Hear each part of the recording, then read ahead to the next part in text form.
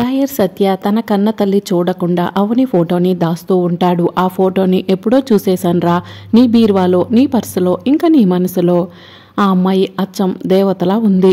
గుడిలో దేవత ఎలా ఉంటుందో అలాగే ఉంది. నువ్వేం చేస్తావో తెలీదు. ఆ అమ్మాయే ఇంటి కోడలుగా రావాలి అని చెప్పి లాయర్ సత్య తల్లి ప్రభావతి చెప్తూ ఉంటుంది. అమ్మ, అవని కాలేజీలో క్లాస్మేట్, జస్ట్ ఫ్రెండ్లా మాత్రమే ట్రీట్ చేస్తుంది. మాత్రం అవనిని ప్రేమిస్తున్నాను. అవని చూడటానికి ట్రెడిషనల్లో ఉన్నా కూడా అన్యాయం జరుగుతుందంటే అసలు ఒప్పుకోదు.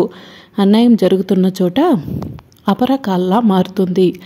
లాయర్ అయిన కొత్తలో ఏం జరిగిందంటే అని సత్య ఆ రోజు కోర్టులో జరిగిందంతా కూడా తన కన్న తల్లి ప్రభావతికి చెప్తూ ఉంటాడు. మినిస్టర్ కొడుకు, అతని ఫ్రెండ్స్ అందరూ కలిసి ఒక అమ్మాయిని మానభంగం చేసి పలుకుబడి ఉందని చెప్పేసి లాయర్లను, జడ్జిను మేనేజ్ చేసి, కొడుకు మంచివాడు, ఎలాంటి తప్పు చేయలేదు, అతని ఫ్రెండ్స్ కూడా చాలా మంచివాళ్ళు, ఆ అమ్మాయిని అసలు మానభంగమే చేయలేదు, ఆ అమ్మాయి మాత్రం మానభంగం చేసినట్టు సోషల్ మీడియాలో అందరికీ తెలిసేలా చేసింది, పరువు పోగొట్టినందుకు ఆ అమ్మాయికి శిక్ష పడాలి అని చెప్పి జడ్జి గారు ముందు చెప్తూ ఉంటారు.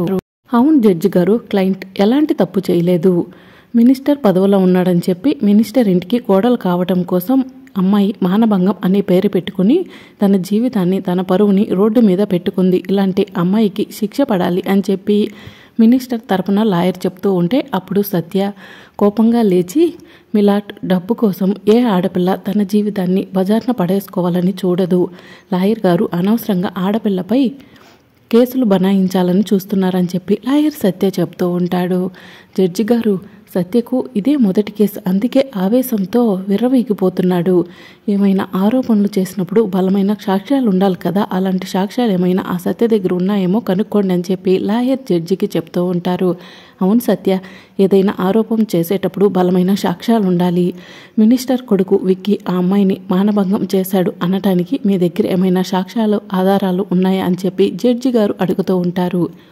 ఇక లాయర్ సత్య బోన్లో ఉన్న అమ్మాయి దగ్గరికి వెళ్ళి, నేరం చేసిన వాడికి శిక్ష పడాలంటే తప్పకుండా సాక్ష్యాలు, ఆధారాలు కావాలి. ఆ విక్కీ పైన మానభంగం చేశాడు అనడానికి ఏమైనా సాక్ష్యాలు, ఆధారాలు ఉన్నాయా అని చెప్పి లాయర్ సత్య ఆ అమ్మాయిని అడుగుతుంటే ఆ అమ్మాయి తలదించుకుంటుంది.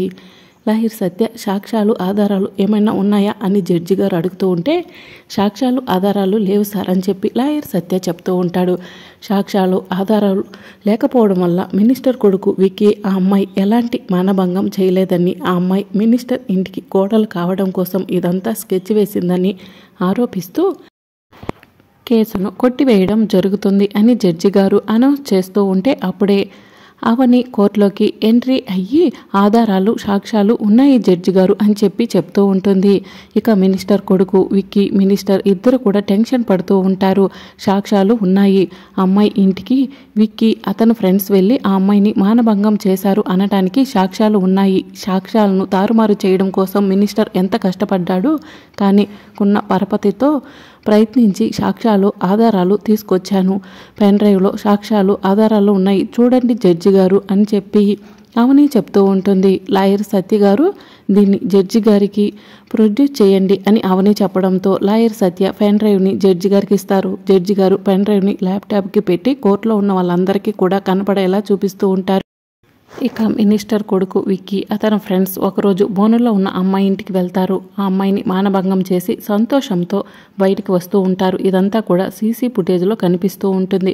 మినిస్టర్ కొడుకు విక్కీ ఆ అమ్మాయిని మానభంగం చేసినట్టు ఆధారాలు, సాక్ష్యాలు ఉన్నాయి కాబట్టి, మానభంగం అనేది అనైతికం కాబట్టి విక్కీకి 7 సంవత్సరాలు కారాగార శిక్ష విధించడం అయ్యింది అని చెప్పి కోర్టులో అనౌన్స్ ఇస్తారు. థ్యాంక్ యూ జడ్జి గారు అని చెప్పి లాయర్ సత్య చెప్తూ ఉంటాడు. ఇక కోర్టులో నుంచి అవని, లాయర్ బయటికి వస్తారు. అవని, నువ్వు సూపర్, నువ్వు కరెక్ట్ టైంకి వచ్చి ఆ అమ్మాయికి ఎలాంటి శిక్ష పడకుండా నేరస్తులకి శిక్ష పడేలా చేశావని చెప్పి చెప్తూ ఉంటాడు.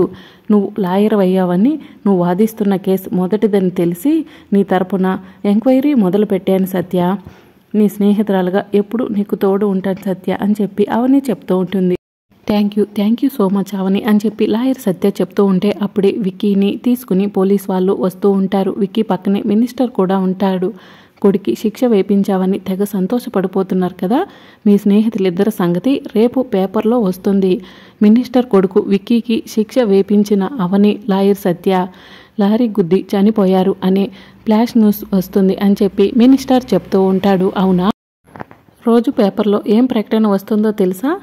మినిస్టర్ అతని కొడుకు లాయర్ సత్యని అవన్ని చంపాలని చూశారు అనే ఫ్లాష్ న్యూస్ వస్తుంది. దాంతో మినిస్టర్ పదవి పోతుందని చెప్పి అవని చెప్తూ ఉంటుంది.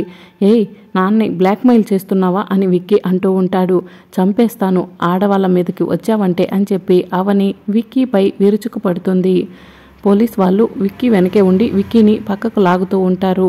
ఇక ఇదంతా కూడా లాయర్ సత్య తన కన్నతల్లి ప్రభావతికి ఆ రోజు కోర్టులో ఇదేనమ్మ జరిగిందని చెప్పి చెప్తూ ఉంటే నువ్వేం చేస్తావో తెలియదు. అవనినే కోడలు కావాలి, పెళ్లి చూపులు, నిశ్చితార్థం, ఎంగేజ్మెంట్ ఇలాంటివి ఏమీ లేవు, డైరెక్ట్గా పెళ్ళే, ఇంటికి అవనిని కోడలుగా తీసుకురావటమే కావాలి అని చెప్పి ప్రభావతి చెప్తూ ఉంటే కూడా ఆ రోజు కోసమే చూస్తున్నానమ్మా అని చెప్పి లాయర్ సత్య తన కన్న తల్లి ప్రభావతికి చెప్తూ ఉంటాడు.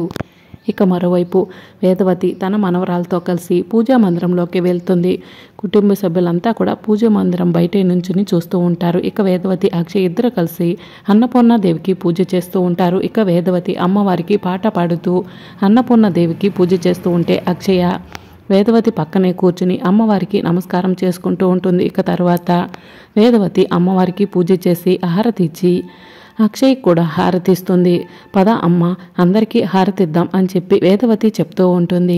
ఇక అక్షయ హారతి ప్లేట్ తీసుకుని బయటికి వెళ్ళి అందరూ హారతి తీసుకోండి అని చెప్పి చెప్తూ ఉంటుంది. అందరూ కూడా ఒకరి తర్వాత ఒకరు హారతి తీసుకుంటూ ఉంటారు.